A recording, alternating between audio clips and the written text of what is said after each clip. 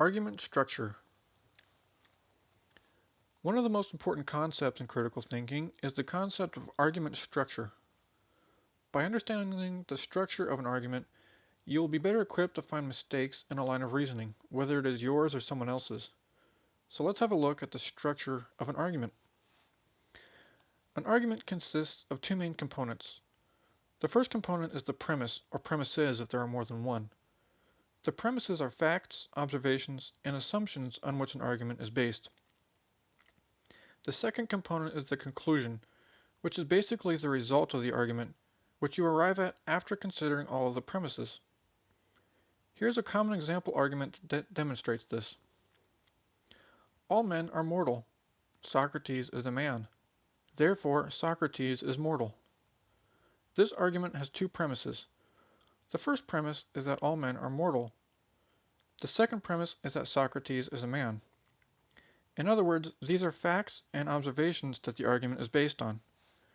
After taking those premises into consideration, we arrive at the conclusion that Socrates must be mortal.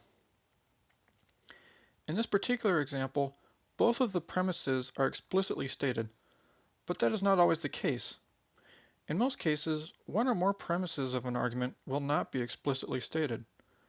For example, we could rephrase our example argument like this. Socrates is mortal because all men are mortal. This is the same argument, but in this wording we don't explicitly state the premise that Socrates is a man.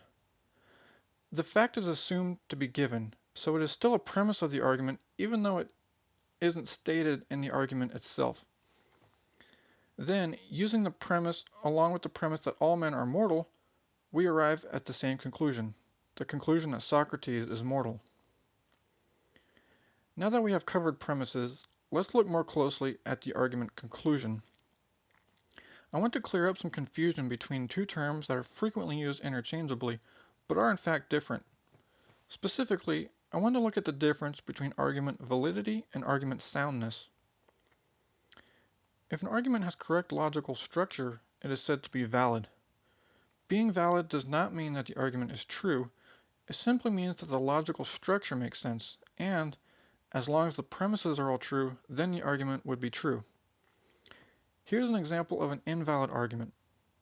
If it rains, the streets will be wet. The streets are wet. Therefore, it rained. This argument is not valid because the logic itself is wrong. The conclusion will never necessarily be true, regardless of whether or not the premises are true.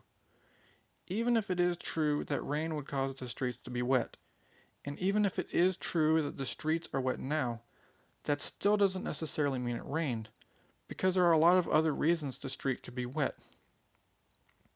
Consider this slightly different example that is logically valid.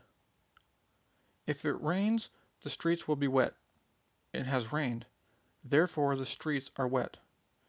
This argument is valid because if it is true that rain causes the streets to be wet, and if it is true that it has rained, then it is necessarily true that the streets are wet. But again, this is only if those premises are true. If an argument is valid and all of the premises are true, then the argument is said to be a sound argument. A sound argument will always be a valid argument. Recall the first example argument I gave. All men are mortal. Socrates is a man. Therefore, Socrates is mortal. This argument is valid because it makes logical sense. In addition, both of the premises are true. Because it is valid and the premises are true, this is also a sound argument. When there is a mistake that causes an argument to be either invalid or unsound, you have what is known as a fallacy.